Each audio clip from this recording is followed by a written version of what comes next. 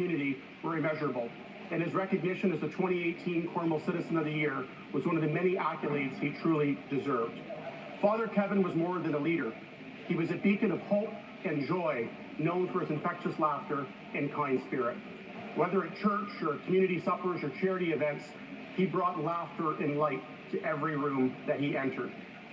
Father Kevin will be deeply missed, and as we reflect on his life and the impact he made, I will say this: at the pearly gates up above, God had an easy answer in welcoming one of Cornwall's best angels to heaven. Rest in peace, my friend, and thank you for a life of service.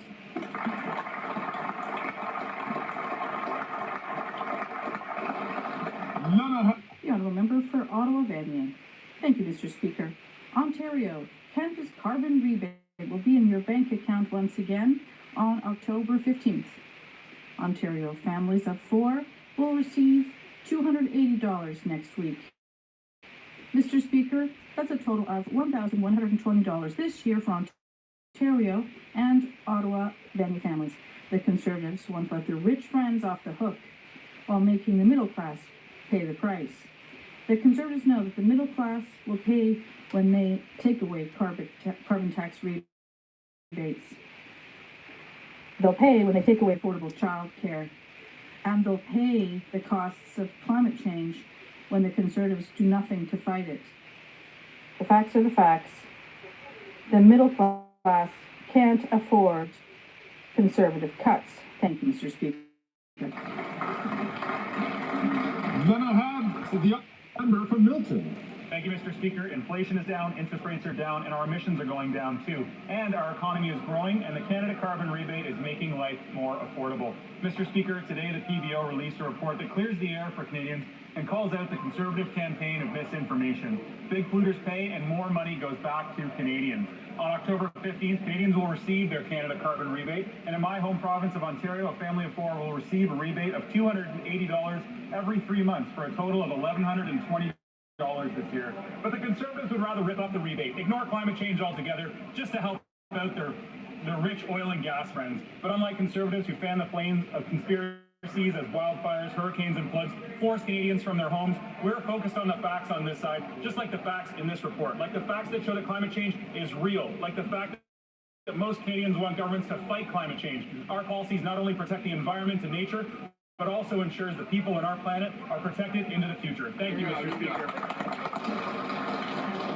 We invite the honourable member from Timmins James Bay, please, not to take the floor and thus recognized by the chair.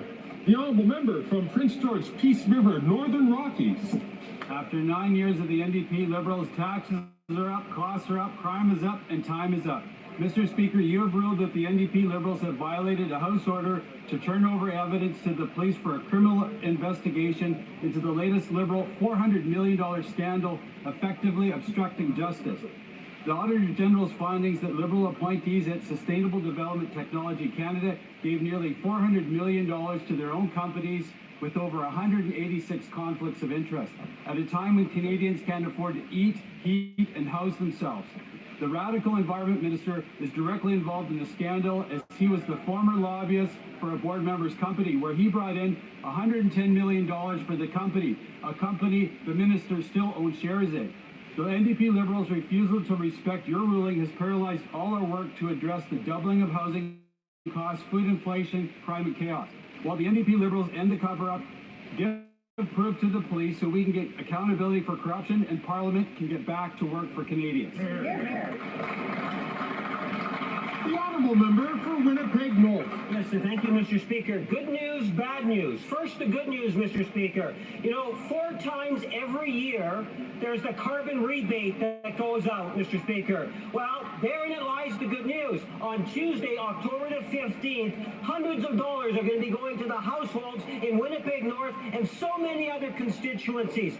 Now the bad news, Mr. Speaker. There was a time in which the Conservatives actually supported putting a tax on carbon, but they flip-flopped on that, Mr. Speaker, and the leader of the far right today says that he is going to get rid of the carbon rebate, Mr. Speaker. That is most unfortunate because Canadians should be encouraged to participate in a positive way in regards to our environment, and giving the carbon rebate is a good thing, Mr. Speaker. They should flip-flop rebates. The honourable member from Medicine Hat, Cardston Warner. Thank you, Speaker. Canadians are well aware that the NDP Liberals are not worth the cost, crime, or corruption. At issue is the Auditor General's findings that the Liberal appointees to the Green Slush Fund gave nearly $400 million tax dollars to their own companies, with over 186 conflicts of interest, at a time when Canadians can't afford to eat, heat, or house themselves.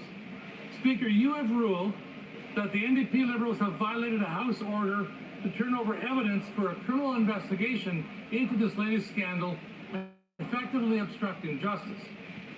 The government's refusal to respect your ruling has paralyzed Parliament, pushing aside all of our work to address the rising costs of housing, food inflation, and the issues of crime and chaos running rampant in our streets. Time is up, Mr. Speaker. It's time for the NDP Liberals to end the cover-up and corruption and provide the documents so Parliament can get working for Canadians. Thank you. Thank you, buddy. The honourable member from Cypress Hill Grasslands. Mr. Speaker, after 9 years of this NDP Liberal Prime Minister, taxes are up, costs are up, crime is up, and time is up. Carbon taxes are up, and because of this Prime Minister's radical obsession with taxing Canadians into poverty, their costs are way up. Thankfully, time is up on his carbon taxes. We just received further confirmation that the carbon tax does blow a huge hole in the wallet of Canadians. The government's own budget watchdog said that in Saskatchewan, the average family will be robbed of over $2,000 every single year once the Prime Minister finishes increasing the carbon tax. That's $2,000 that could be used for food, for heating, for other essentials. And all this for what?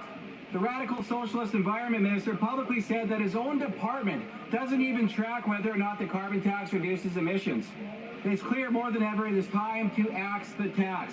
Since the Prime Minister refuses to do what is right, Canadians are demanding a carbon tax election. They can take comfort in knowing that Conservatives will axe the tax once and for all.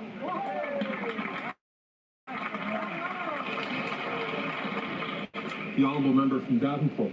Mr. Speaker, good news. On Tuesday, the day after Thanksgiving, the residents in my constituency of Davenport will be giving thanks when they look in their bank accounts and see their quarterly Canada carbon rebate amount of $280 for family of four or $140 for individuals. Canadians expect their federal government to take ambitious action on climate change, and thanks to the Canada carbon rebate and our climate plan, we are now on track to reach our climate goals for the first time in Canadian history.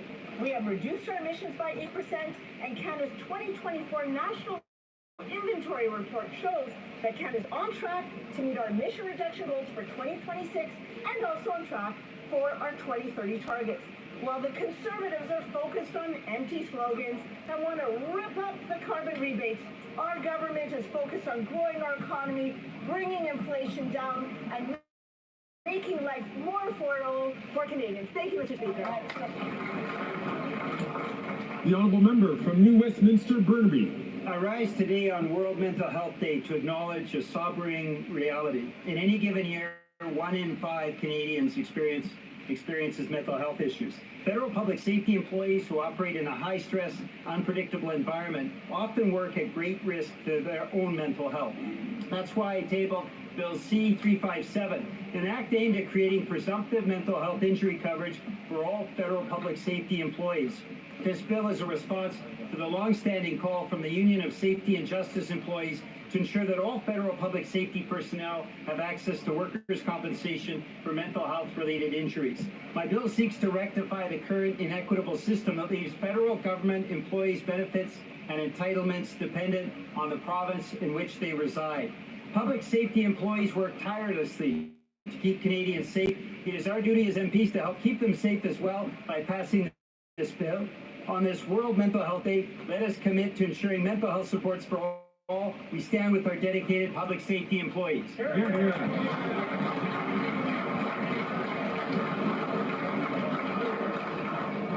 The honourable member for Berthier-Masquinongé. On Friday, October 11th, we celebrate World Egg Day.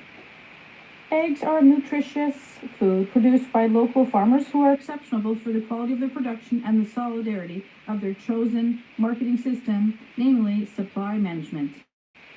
We've been waiting since June 2023 for the Senate to pass legislation to protect this supply management, and it's about time. An egg is a tasty food that can be enjoyed in many different ways. Supply management is essential to the economic vitality of our regions and to maintaining family businesses. They go hand in hand. Can anyone explain this to the few senators who don't care? There are over 200 supply managed producers on the Hill today from all over Canada, and they're asking the law to be respected and sanctioned. Let's show some respect for our producers. The Senate must deliver on one at earliest tomorrow on World Egg Day.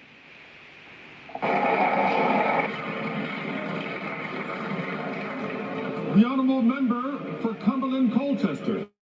After 9 years of NDP Liberals, taxes are up, costs are up, crime is up, and time is up. We've heard it 1,000 times before from Canadians in all walks of life, at the doors and in our communities, but today the Parliamentary Budget Officer has confirmed what we've known all along, that the carbon tax has been taking more away from Canadians than what they get back through rebates. Nova Scotians are going to be paying a whopping $1,215 more after the NDP Liberal quadruples the carbon tax. For Canadians, this makes all the difference in the world. Canadians are out there, Nova Scotians are trying to put food on the table, gas in their cars, and a roof over their head, all at a time when they're worried about putting heating fuel in their homes for winter. All 10 provinces are now opposed to the crushing carbon tax. It's time for the Prime Minister to show some courage and call a carbon tax election. Will the Prime Minister call an election today?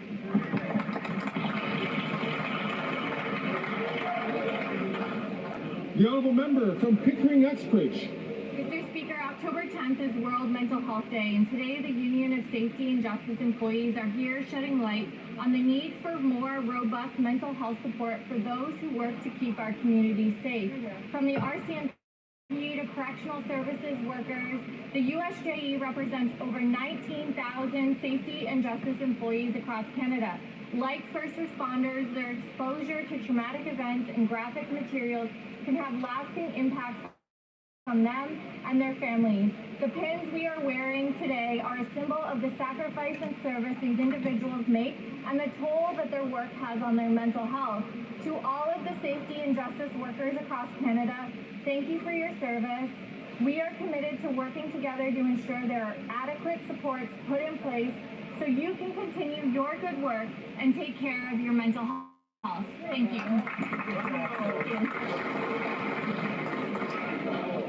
Chestos O'Hell, oral questions. The honourable member from Regina Capel. After 9 years of this Liberal Prime Minister, Canada has experienced a shocking rise in anti-Semitism and an increase in hate crimes of 165%. His divisive politics, where he pits one group of Canadians against another, only makes matters worse. It also doesn't help that he takes years to list terrorist groups to the list of banned organizations, allowing them to fundraise and recruit here in Canada. This one should be easy, though. The Houthis are attacking civilian ships and innocent civilians. Our allies have already banned them. So will the government do the right thing and list this group as a terrorist organization today? The Honourable Minister of Justice and Attorney General. Mr. Speaker, we unequivocally condemn the acts we saw in Vancouver that were launched by Sami Doon. Acts like burning the flag, chanting death to Canada, acts like denying the events of October 7th and celebrating terrorism are unacceptable in this country. With respect to Sami Doon, we heard the Minister of Public Safety reference this yesterday. We've asked for an expedited review because decisions of this importance are always made on the advice of national security agencies. The honourable member from Regina Capel. They continue to drag their feet, Mr. Speaker, but there's been another blow to the Prime Minister's carbon tax scheme. A new report from the Parliamentary Budget Officer shows yet again that Canadians are worse off under this tax. Here's what the total bill will be when the NDP Liberals finish quadrupling this tax. It'll cost people in Ontario $1,400, $1,500 in Newfoundland, and a whopping $2,000 in Saskatchewan. Canadians are already struggling with higher costs, higher groceries, and higher mortgage rates. The last thing they need is another bill from a useless carbon tax. If the government's so sure that Canadians support the tax, why not let the people decide in a carbon tax election?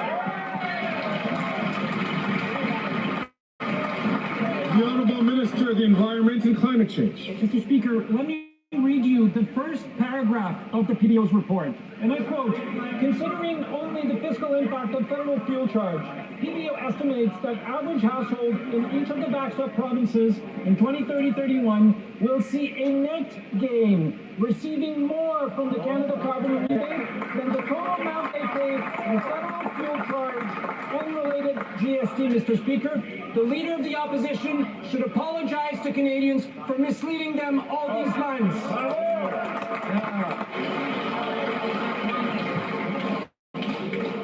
Colleagues on all sides, please, I'm going to ask you to not take the floor unless the Speaker recognizes you. The Honourable Member from Regina Capel. The minister might want to read the rest of the report, because in the quote he cited, he focused on a very key word: only the direct costs. When you factor in all the economic costs, it costs the Canadian household $1,400. Canadians are net losers under this carbon tax scheme, and this minister knows it. So, if he's so sure that Canadians want this government to keep quadrupling the tax, why not let the people decide in a carbon tax election?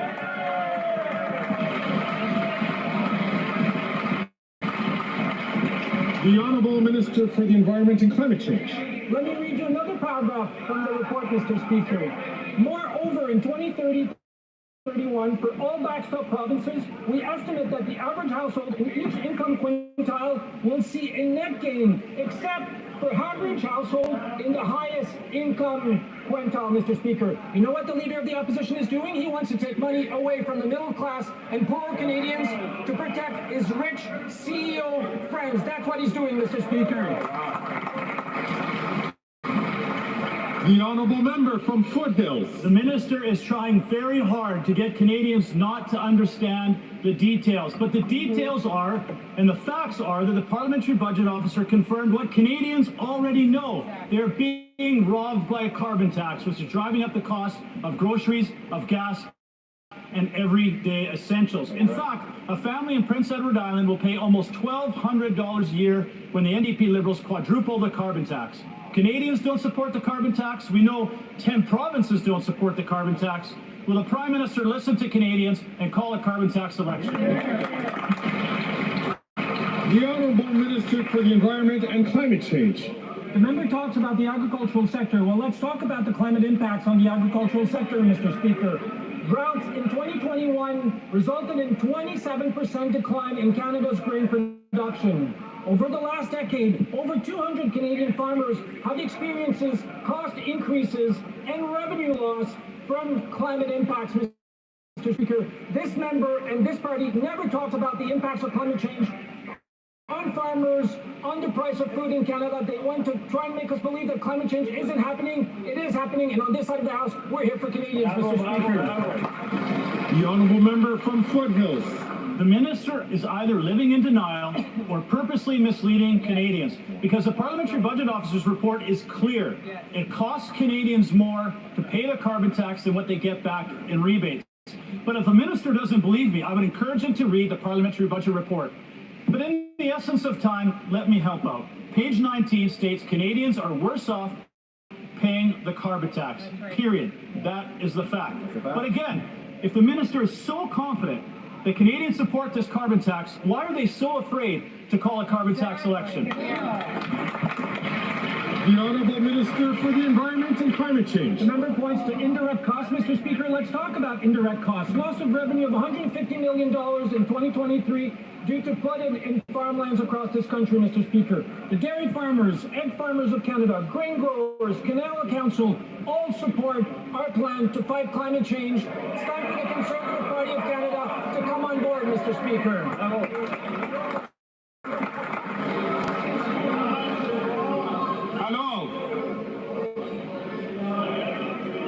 Order.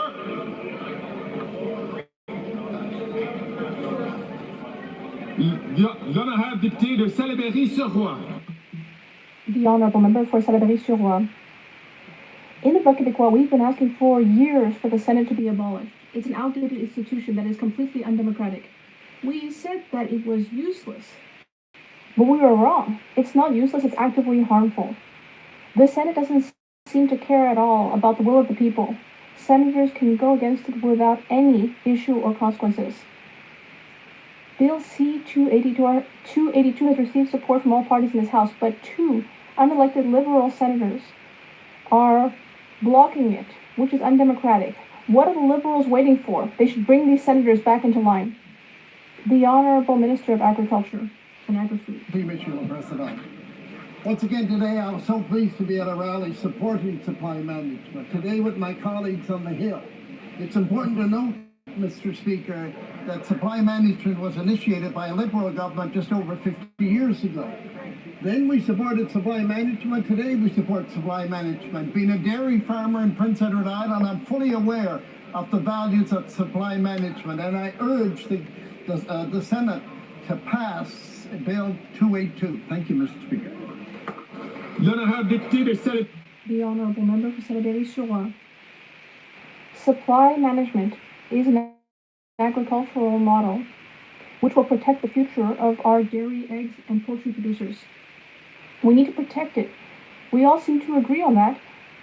Everyone except for Senators Beam and Harder, who seem to think that they're smarter than everyone else here in this House, smarter than farmers, and smarter than the millions of our fellow citizens who elected us. They seem to think they're hot stuff, part of the global intellectual elite. When will this government bring them back into line, these 2 liberal geniuses who are blocking our democracy? The Honourable Minister of National Revenue. Thank you, Mr. Speaker. Once again, my colleague knows very well that we stand with them to support our dairy, poultry, and egg producers. We support the supply managed sector. We will continue to support it. We have made that commitment. We will not be giving up market share. But can you imagine if there had been a conservative government in power when we were negotiating with President Trump? At the time, where would our supply managed system be today, Mr. Speaker? The Honourable Member from Burnaby South. Get this, a new study recently released shows that 94% of Canadians are worried about the high cost of groceries. And with Thanksgiving coming around the corner, they're worried that greedy CEOs are going to rip them off when they go grocery shopping. Now, I get why the Conservatives voted against our plan to lower grocery prices. Their chief strategist is the chief lobbyist for none other than Loblaws. But why did the Liberals vote against making sure we lower prices for Canadians? Why did they let greedy CEOs rip off Canadians?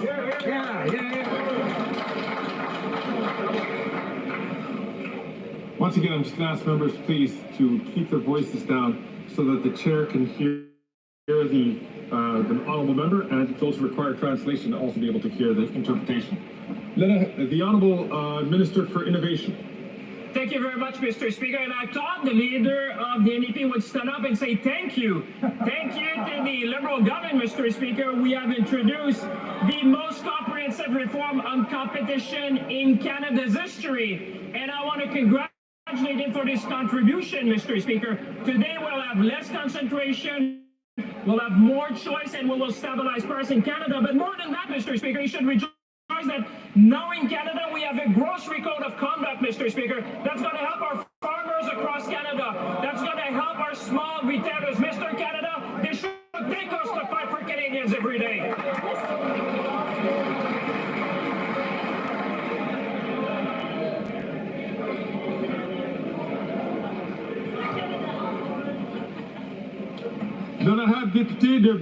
The Honourable Member for Burnaby South. Galen Weston speaking.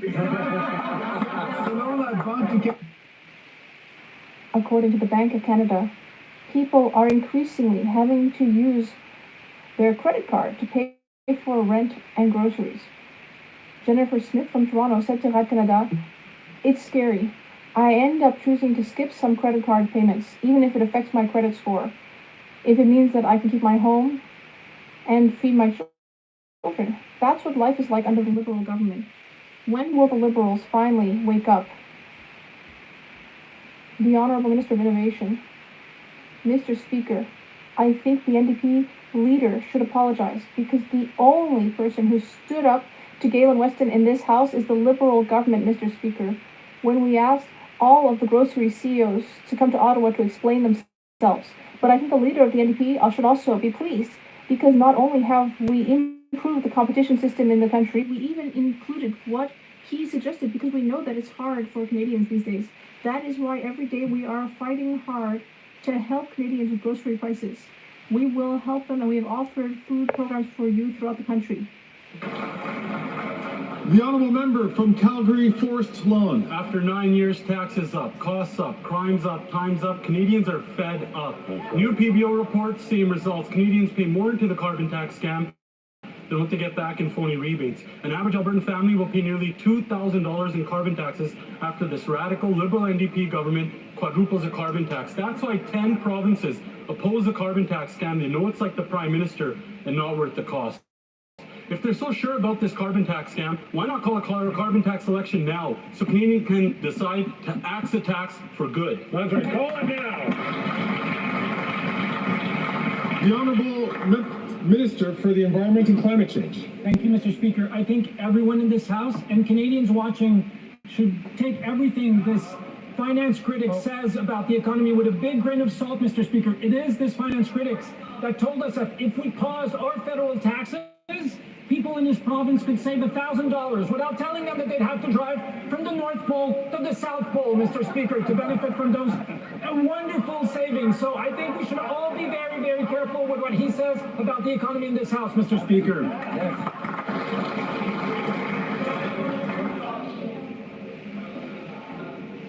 The honourable member from Calgary Forest Lawn. We won't take any lessons from that minister who let Jasper burn because of his incompetence. I'll send him over a copy of that PBO's report with some diagrams and some pictures so maybe he can understand and flip over to page 19, table 3, that clearly shows the majority of Canadians pay more into this scam than what they get back in these phony rebates. That's right. 2 million Canadians are going into a food bank in a single month. 1 in 4 Canadians are skipping meals because of their carbon tax scam. If they're so sure about this carbon tax scam, let's go to a carbon tax election now so Canadians can kick this costly carbon tax coalition to the curb for good.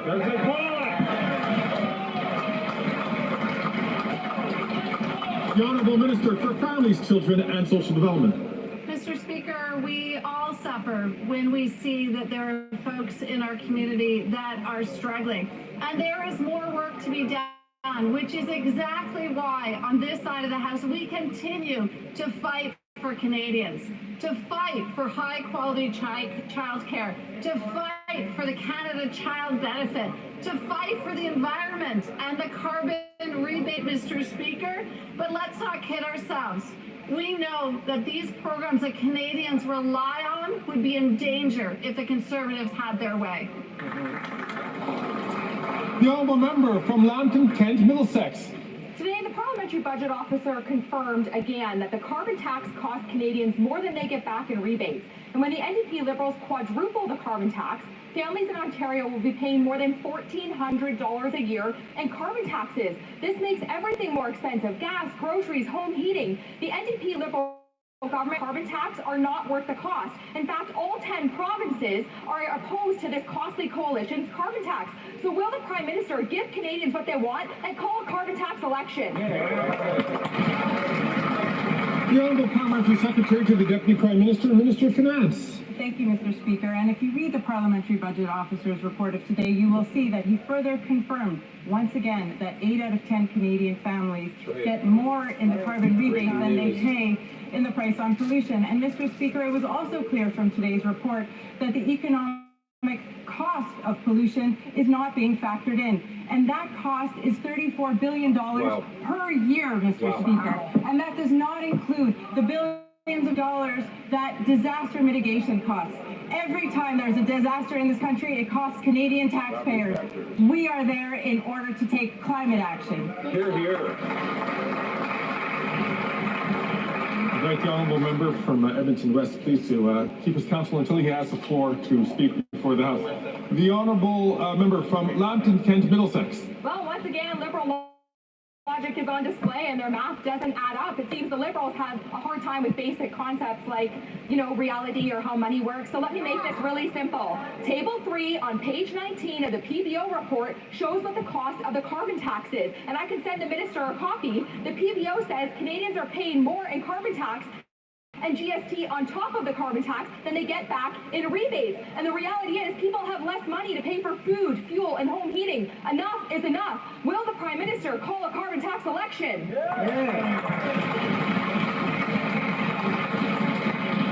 The Honourable Minister for Public Services and Procurement. Thank you, Mr. Speaker. Enough is enough. 300 economists have said it. The pay rich more, the rich pay more, middle class Canadians pay less. Everyone gets the same rebate.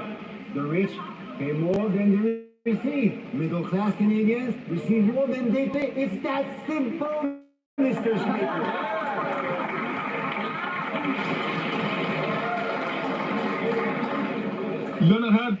The Honourable Member for Charles-de-Beauce-Saint-Charles. Mr. Speaker, the Prime Minister is scoffing at your authority and the authority of this House. More than $400 million in taxpayer money was handed off to Liberal buddies, and the Prime Minister is still refusing to give evidence to the RCMP. He's obstructing justice. Canadians know very well that someone with nothing to hide would be happy to cooperate with the police. So who will have the courage to rise in this House and answer why?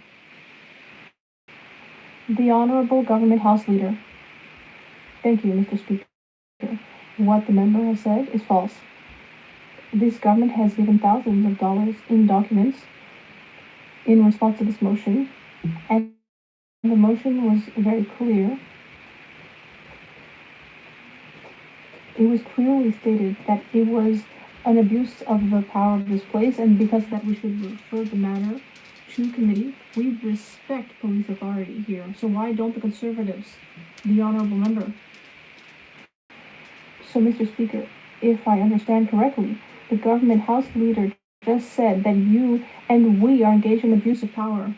But I think your ruling was quite clear, and that's why Parliament's work is blocked. The Prime Minister and his government are refusing to provide documents on this $400 million taxpayer scandal. Meanwhile, there are many difficulties in Canada. People are struggling, but this government isn't doing anything because this government doesn't want to listen to your ruling. Why? The Honourable Minister of Public Services and Procurement. Why, Mr. Speaker? Because this is not a banana republic.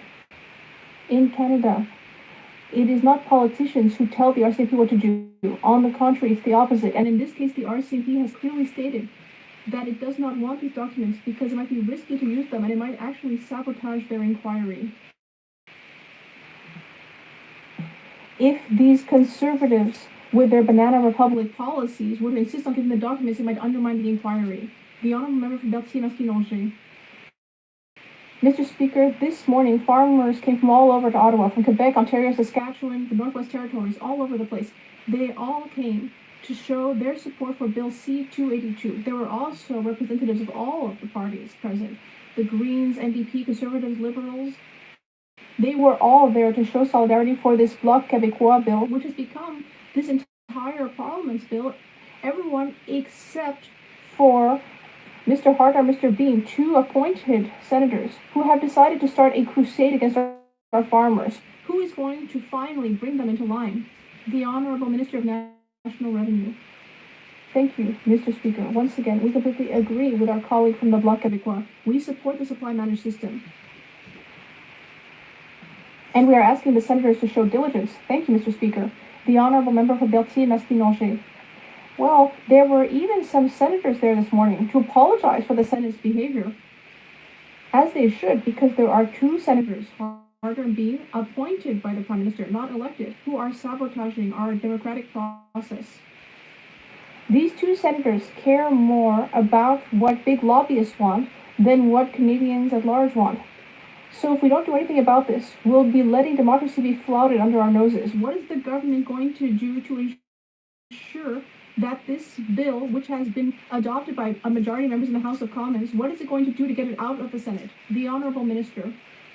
Thank you. Once again, Mr. Speaker, we support the supply management system. We will enable it to continue to flourish. It's important for our regions and our economy. We have been asking the senators to act diligently. We have been asking that with great vigor because the Senate should recognize that the great majority in this House wants this bill to move forward. The Honourable Member for Berthier-Maskinongé. Senator Beam said that he cannot study this bill about supply management because in case we hadn't heard about it, there are some wars going on right now. So he and Mr. Harder, apparently two future Nobel Peace Prize laureates, well, they're going to start by fixing the problem of war, and then perhaps they'll have time to bring their superior intelligence to the matter of supply management. These people really seem to think that they're quite something. Enough is enough. Will this government tell Mr. Harder and Mr. Beam to fall into line, and will they get Bill C-282 out of the Senate now?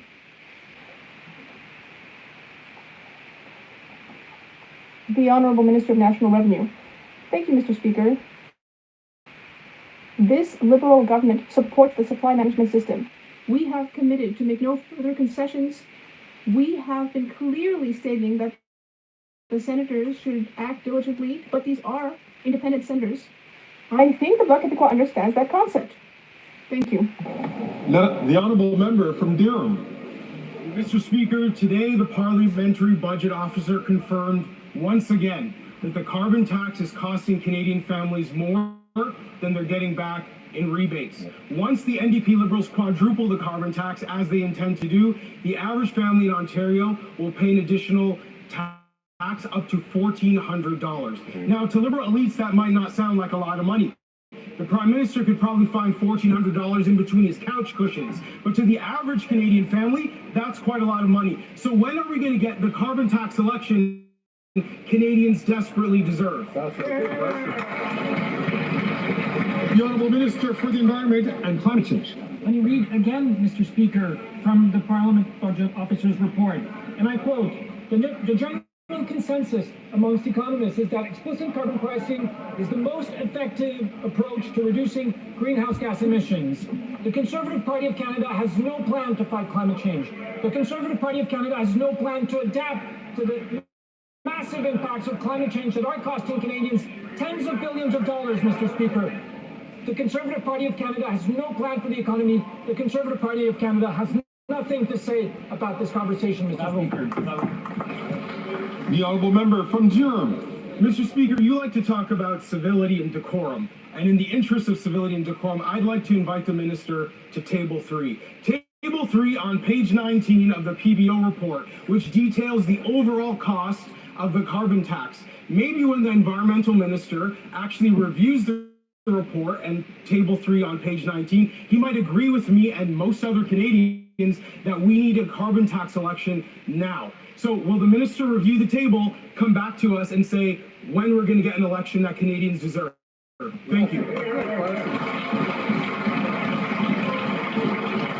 The Honourable Leader of the Government in the House of Commons.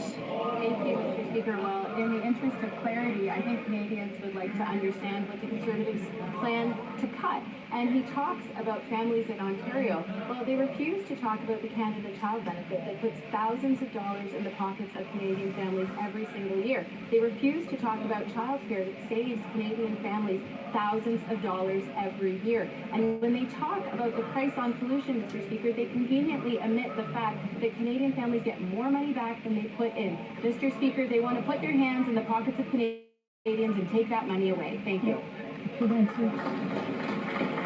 The Honourable Member from Northumberland, Peterborough South. Mr. Speaker, Statistics Canada confirmed today what millions of Canadians already know. While the rich are getting richer, the most vulnerable are falling further and further behind. Today, Stats Canada reported that the gap between the 40% top earners and the 40% bottom earners grew by nearly 50%. They reported that the income inequity has never been higher in our country. This government has a choice. Will they continue their agenda in causing misery across our country, or will they finally call a carbon tax election? The Honourable Minister for Families, Children and Social Development. Mr. Speaker, I recently got to meet with a young mom named Madeline from my community who shared with me how important the Canada Child Benefit has been to her young family in these early days. The Conservatives have made their position very clear, Mr. Speaker. They would cut the Canada Child Benefit and leave the 4.3 million mums across this country, like Madeline, without the support that they need. That is what Conservative cuts look like, Mr. Speaker. The Honourable Member for Rosemont-la-Petite-Patrie. Mr. Speaker, when the NDP gets to work, the results are clear. Thanks to NDP pressure, Premier Legault backtracked on his decision to not offer dental care to Quebecers. Now, the Liberals, we remember the Prime Minister's promises: more doctors, more nurses, a better working public health care system for everyone. 9 years later, 500,000 Quebecers don't have a family doctor. Broken promises from the Liberals, and people are paying the price. When will the Liberals get to work to make sure that everyone has a family doctor? The Honourable Minister of Public Services and Procurement. Thank you, Mr. Speaker. I'd like to thank and congratulate my colleague from the NDP from Montreal, as well as all members of the NDP, for their support for the Canada Dental Care Plan.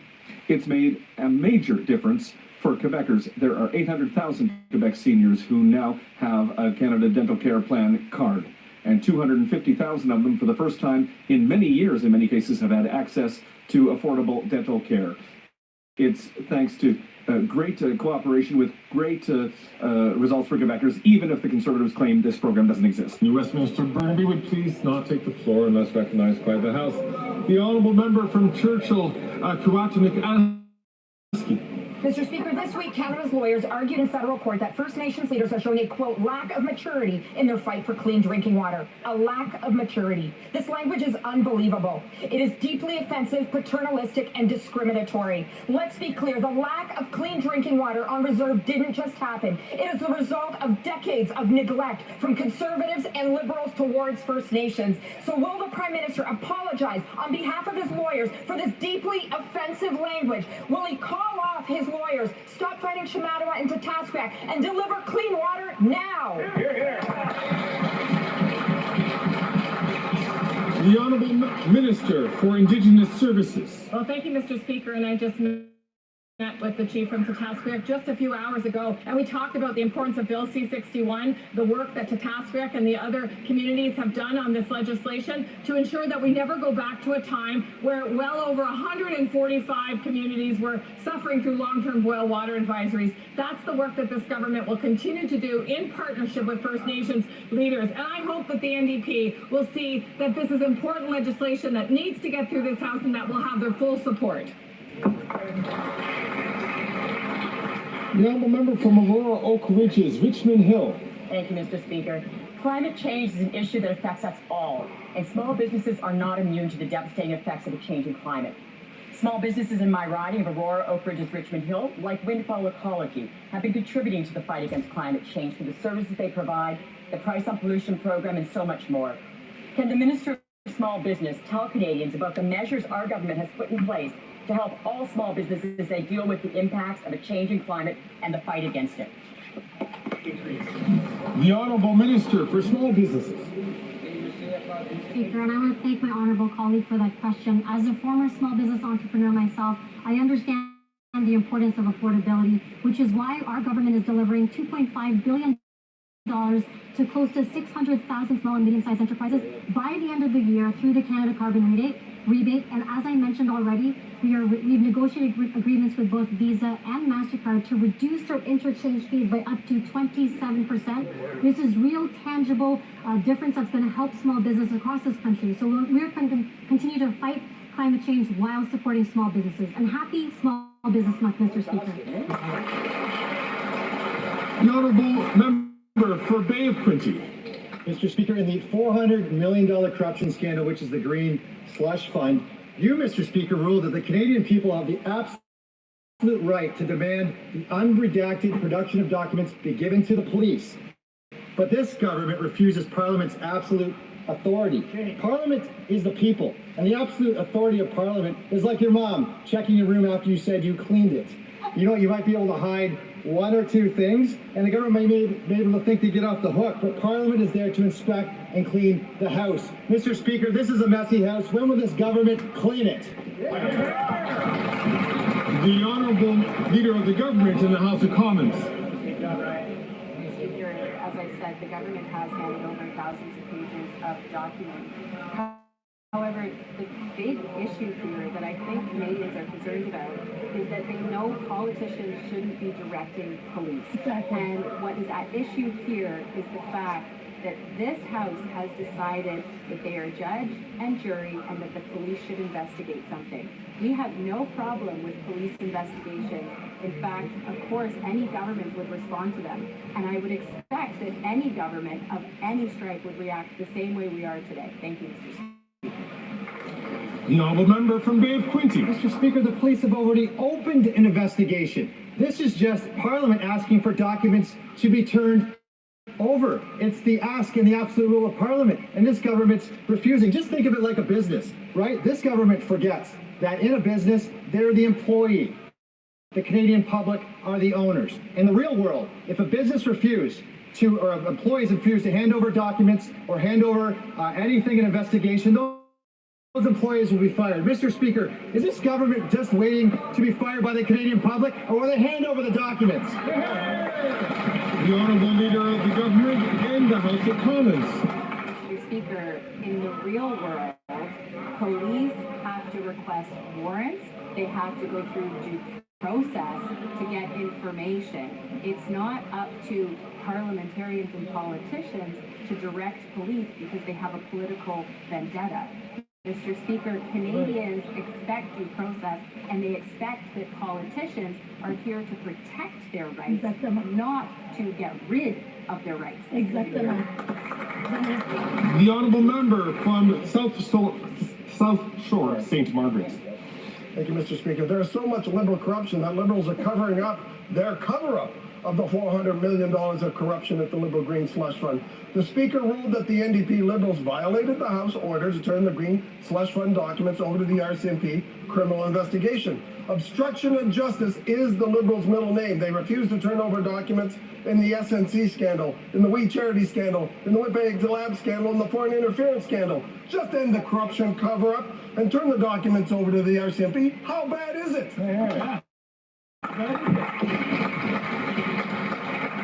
The Honourable Minister of Justice and Attorney General. Mr. Speaker, every Canadian watching right now wants parliamentarians to do their job. The job of the opposition is to hold the government to account. The job of the opposition is not to direct the police. You don't need to take my word for it, Mr. Speaker. How about we hear from the Commissioner of the RCMP himself, who said that, quote, there is a significant risk that the motion could be interpreted as a circumvention of normal investigative processes and charter protections. He went on, in a free and democratic society, this ensures that the government cannot direct or influence the actions of law enforcement. We agree with the RCMP. It's time these guys start listening to the cops. The Honourable Member from South Shore, St. Margaret's.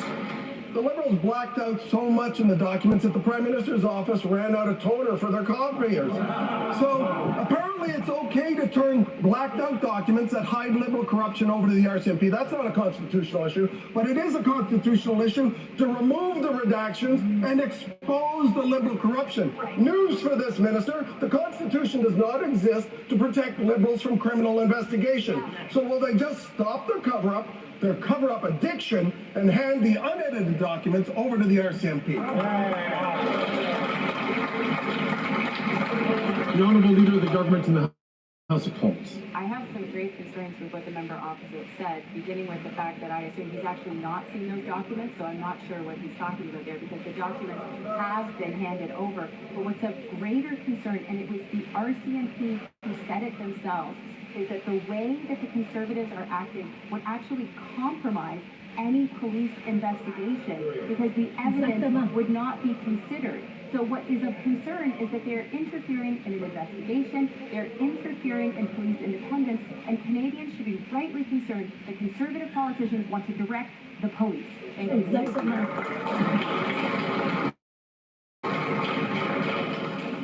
The Honourable Member for Shepherd.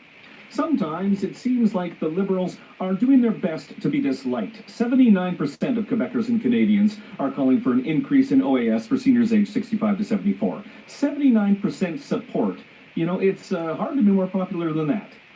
All seniors are asking that they stop being divided into two classes of citizens.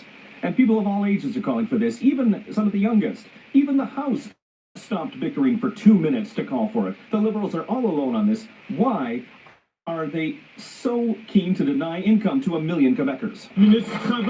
The Honourable Minister of Labour and Seniors. Mr. Speaker, it's very interesting to hear my colleague talk about seniors aged 65 to 74 when we know that that member and her party, the Bloc Québécois, acted together with the Conservatives to oppose the lowering of the retirement age from 67 to 65.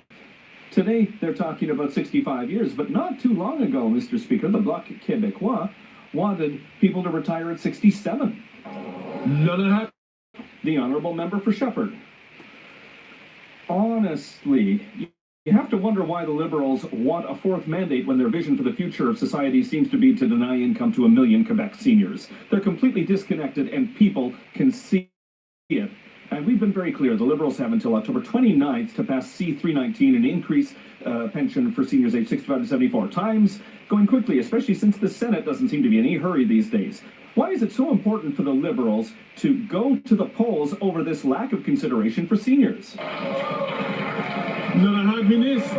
The Honourable Minister of Labour and Seniors. Mr. Speaker, we could put more credibility into the words of the Sovereignist Party across the way if they hadn't openly acted aggressively to oppose hundreds and hundreds of dollars in dental care for each and every senior who needs it, not just in Quebec, but across Canada. Including, Mr. Speaker, 14,000 seniors in her own riding. Mr. Speaker, there's no coherence here. The Honourable Member for Lévis-Lotbinière. Mr. Speaker, you decided that the NDP Liberal government violated an order of this House by refusing to provide evidence to the police for a criminal investigation into this $400 million Liberal scandal. Mr. Speaker, the Liberals' refusal to provide these documents is an insult to the intelligence of Canadians. Will the Liberals stop playing hide and seek, provide the evidence to the police so that Parliament can do its work with transparency and get back to work for all Canadians? The Honourable Minister of Innovation. Mr. Speaker, I think that Canadians should be truly concerned by this, because what we're seeing today and what we've seen in recent days, Mr. Speaker, is very concerning. The Conservative Party wants to direct the police, Mr. Speaker. Imagine in what state we would be if the Conservative Party, with the Conservative leader, imagine this, wanted to direct the work of the RCMP, Mr. Speaker. The RCMP has been very clear. There's an important risk that the motion be seen as a way of getting around charter rights and due process. We are going to fight to preserve democracy. The Honourable Member for Lévis-Lotbinière. Mr. Speaker, Canadians are facing really tough times, but times have never been better for well-connected Liberal buddies. The Auditor General has shown major discrepancies at SDTC when it comes to funding small and medium-sized businesses. The noble goals of SDTC were tainted when its $1 billion budget was repurposed so that a certain few could line their pockets. Mr. Speaker, will the Liberals finally give Canadians the transparency that they deserve? The Honourable Minister of Innovation. Mr. Speaker, people who are watching us at home and those who are in the galleries today understand the Conservatives' games very well. The game the Conservatives are playing, Mr. Speaker, is to try to direct police in Canada. Imagine where that'll lead us, Mr. Speaker. I challenge my colleague, 87% of the businesses in clean tech in Canada got funding from SDTC, Mr. Speaker. The truth is that this is a foundation that helped small businesses across the country. And I think, Mr. Speaker, the day that we let the Conservatives direct the work of the police, it would be a very concerning day for all of us. The Honourable Member for Beauce.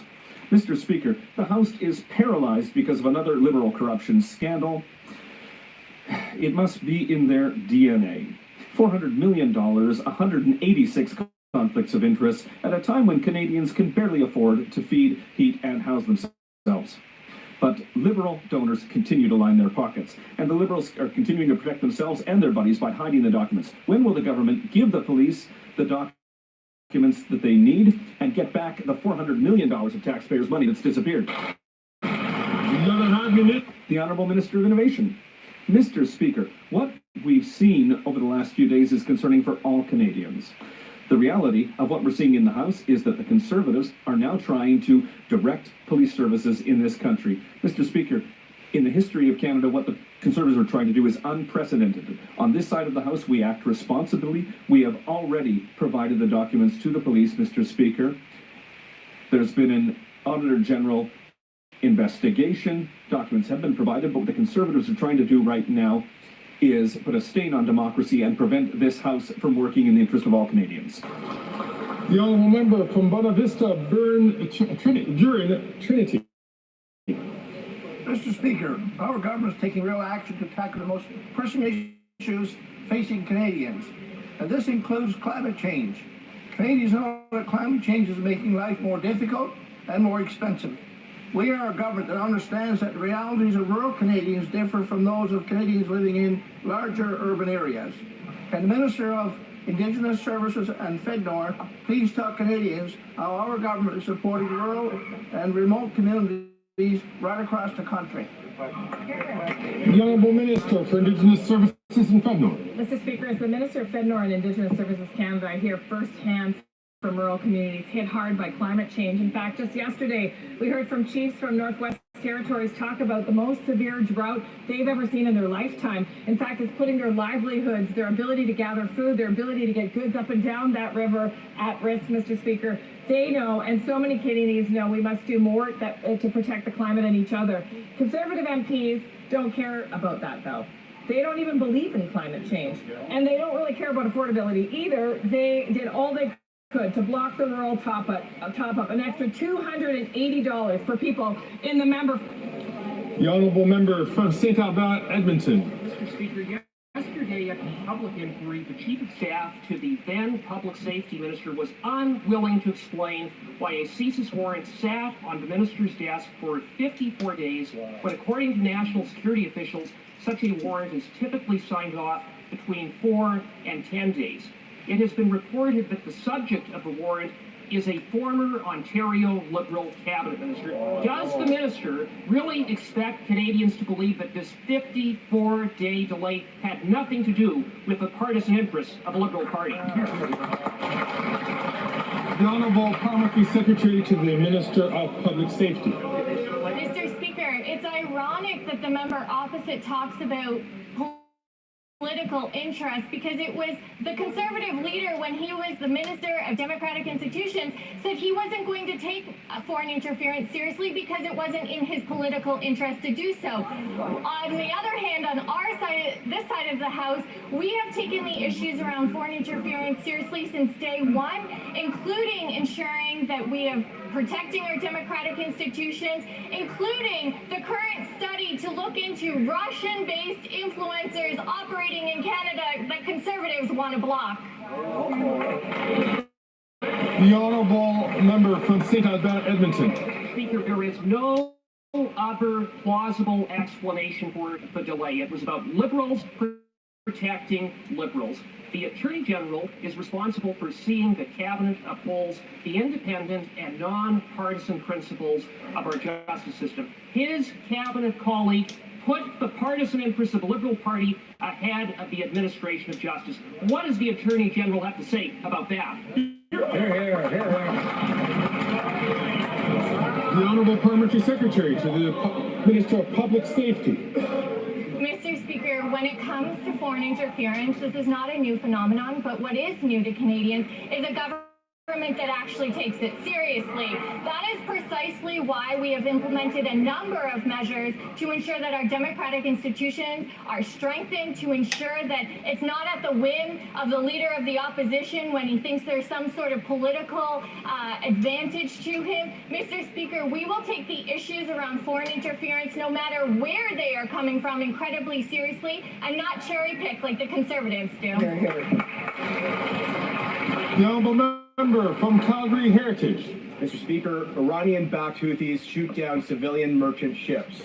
They fire missile after missile at innocent Israelis. They disrupt international trade. They traffic in violence and fear across the Middle East. These terrorists can freely operate, fundraise, and recruit in Canada. The Americans banned them in January. NDP Liberals said they'd think about it. It's been 10 months. Ban the terrorists. Protect Canadians. What's there to think about? The Honourable Parliamentary Secretary to the Minister of Public Safety. Once again, Mr. Speaker, we see that Conservatives want to play games with incredibly serious issues. We on this side of the House will not. What we will do, Mr. Speaker, is we will ensure that the national security agencies in this country who make regular terrorist listing determinations, that they have the resources they need to do just that. These national security organizations in Canada are constantly reviewing the terrorist listing, and the Minister of Public Safety has ensured that he is put forward for urgent review. The honourable member from Brampton South. Mr. Speaker, it's a World Mental Health Day. This year's theme is time to prioritize mental health in the workplace. It reminds us that we need to prioritize mental health in all of our workplaces and communities right across the country. Everyone deserves to have access to mental health services that they need. Can the Minister of Mental Health and Addiction tell this House what our government is doing to extend access to mental health services across Canada? Thank you. The Honourable Minister for Mental Health and Addictions. Thank you, Mr. Speaker, and thank you to my colleague for all of her advocacy on mental health. It's such an important issue to Canadians. Today is World Mental Health Day, a day to raise awareness and commit to breaking the stigma around mental health. Mental health is health, Mr. Speaker, and we're committed to expanding access to mental health services for all Canadians. Mr. Speaker, we're taking action. While our government has solutions, the opposition only has slogans. From our government's work to creating a youth mental health fund to the 988 suicide helpline, we're taking a compassionate approach to make sure no one is left behind. The honourable member from Edmonton Strathcona. Mr. Speaker, here are today's headlines. Israeli troops open fire on UN peacekeepers in Lebanon. Hundreds of thousands of people are trapped in northern Gaza, ordered to flee with nowhere to go. Israel is planning to shut down UNRWA, and Canada's leader of the opposition says that Israel bombing a nuclear facility would be a gift to humanity. This is crazy. This is enough. Canada needs to do everything to de-escalate, everything to build peace. We need to sanction Netanyahu, we need to have an arms embargo, and we need to recognize Palestine.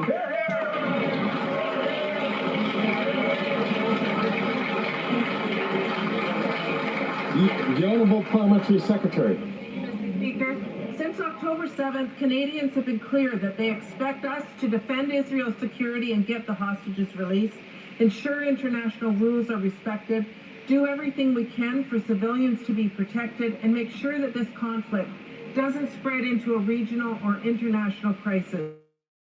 Too many innocent civilians, including children and women, have been killed in this war. The loss of innocent lives is something we have not heard